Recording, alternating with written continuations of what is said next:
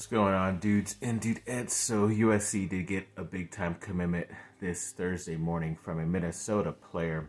He was actually once committed to the University of Minnesota, but as we talked about him recently, he did decommit after officially visiting USC. And of course, four-star defensive lineman Jide Abasiri has officially committed to USC, and this is a big time get because why would he change his mind right after visiting USC and then right before December 20th, which is the early signing period as well. So it's pretty obvious that he will sign with USC officially around that time, which is nice. And obviously you're stealing a player from another Big Ten opponent, which is really good too.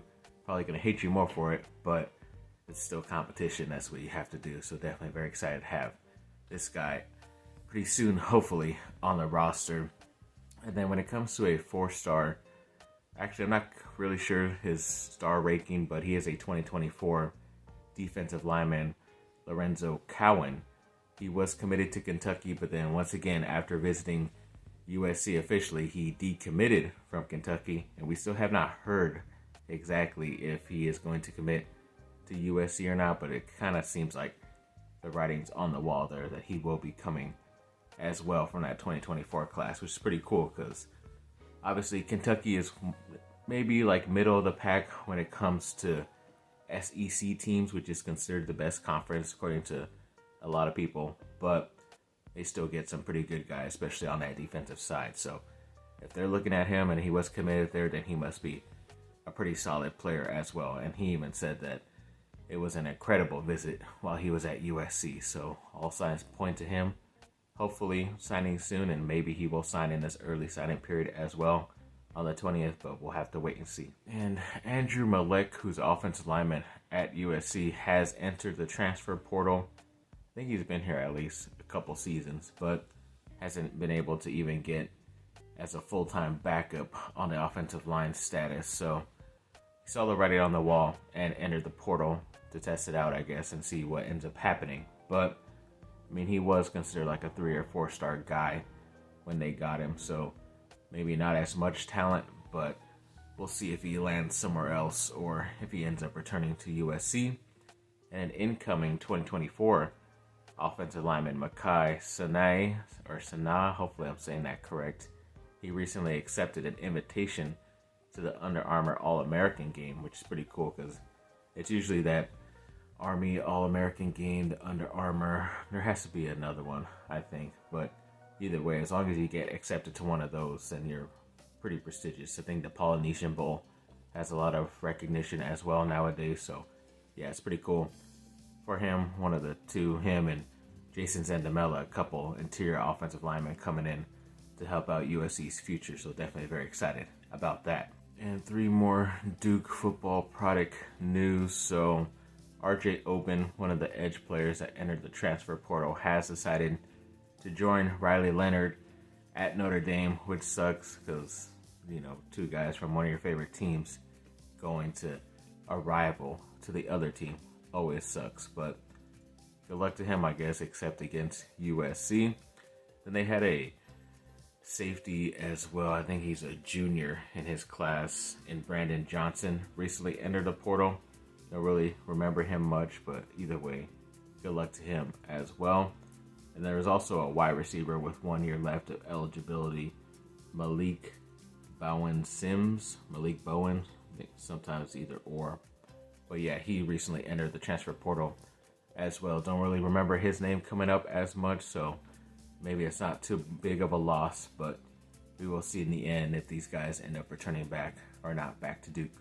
And last night, the Lakers were still on the road in a back-to-back and were able to beat the Spurs 122-119. Anthony Davis had 37 points, 10 rebounds, and 4 steals, and without LeBron James playing as well. He took a rest on the back-to-back. And yeah, ever since that big-time game that stats-wise didn't count against the Indiana Pacers in the in-season tournament final, Anthony Davis has been pretty much on a hot streak. I think this might be like this.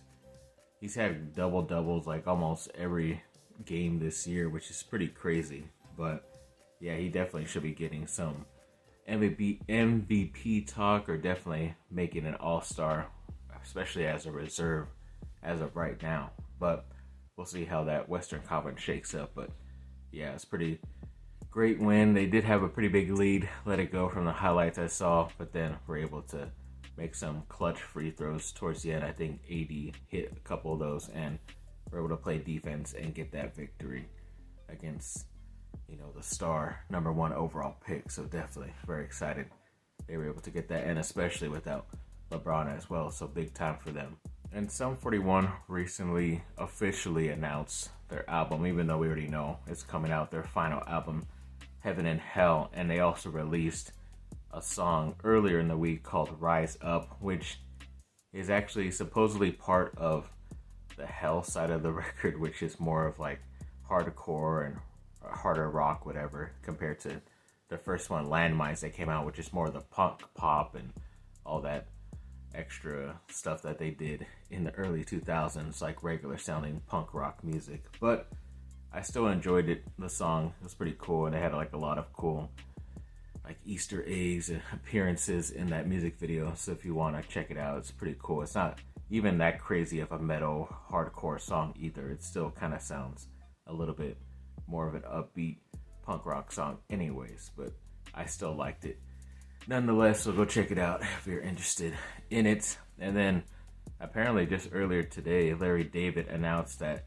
this season, I think it's the 12th season of Curb Your Enthusiasm, will be the final season for HBO and Max. So that's pretty crazy, because I kind of lost viewing, I think around the 5th or 6th, maybe the 7th season, just because I didn't have HBO at the time, and I always ended up like restarting the seasons because I knew how good the first couple were compared to like continuing on with it. But now I have HBO Max, so I should be able to go back and officially watch everything leading up to the final season coming early next year. So yeah, it sucks. It's the end of an era for one of the better HBO shows that they've had in a long time. But yeah, he probably saw it was time to move on. He's getting up there in age. It's probably hard to act messed up and mean and all this stuff in every episode, and bad stuff happening to him. So either way, congrats to him on a pretty great show, and good luck to him on whatever he wants to do next. Then when it came to the final thing, yeah, apparently, well, Adam Driver was on this sports radio show talking about his new movie Ferrari, where he plays the guy who owned or created Ferrari, whatever. Apparently, they asked him a question about Kylo Ren, obviously the villain character he played in Star Wars, and if everything supposedly went the way it was supposed to in the script and all this stuff. And he said that J.J. Abrams, who directed the first one, The Force Awakens #7, said that he kind of wanted Kylo Ren's arc to be the opposite of Vader. So he's going to start off like confused and upset. No, he's actually going to be, confused and not knowing exactly what the dark side is and all this stuff. But then eventually when you get to the end of the trilogy, he will be like the worst part of what Vader was like in episode 4 and most feared and all that. But if you know the story and know how episode 9 and that craziness of how that movie ended up happening, you just found out that that's not exactly what happened at all. And the fact that he becomes not Kylo Ren but Ben Solo, because obviously he was the son of, it's not Hope Solo, because that's a soccer player, Han Solo and Princess Leia. But yeah, he eventually becomes that and is on the good side towards the end before his demise. But either way, yeah, I would have wished they would have done that. Either way, if it would have been with him or Daisy Ridley, who played Rey, the woman main character of the whole story, at least if one of them became the villain and bad at the end and became the main person they had to go against, that would have been better, because they even teased it a bit in that final movie as well, of even her becoming the main dark side evil emperor or whatever, and then it was just a bad dream or a nightmare, so it was nothing. But sadly, yeah, that's why that last one is really divisive and all over the place, and yeah, a lot of people dislike it. I probably have only still seen it once, so yeah, you could tell what I think about it. But yeah, either way, I thought that was pretty interesting to end this video off and give me around 10 minutes so you all can hear me talking my nonsense. So yes, thanks for watching, people. Like and subscribe, comment down below. Let me know what y'all think. Have a great rest of your day.